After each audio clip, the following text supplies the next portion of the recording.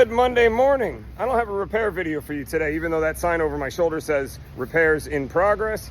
I'm doing repairs, obviously. I'm out here adding some sprinkler heads, but that's not what this video is about. I'm coming to you today to let you know that I just put out a new course on my LMS for the Armada Pro900. That's right. If you're not sure how to use that tool, you got one sitting in the office gathering dust, hop onto my LMS. It's $25 to take the course. But once you get through that course, that thing will stop gathering dust and it'll start making you money out in the field, and it'll start making your day a lot easier when it does what it's supposed to do. So hop on my LMS. The link will be in the comments of this video. If not, it's in the bio of my account, or you can find it right on my website at sprinklerdude.org. All right, get to learning.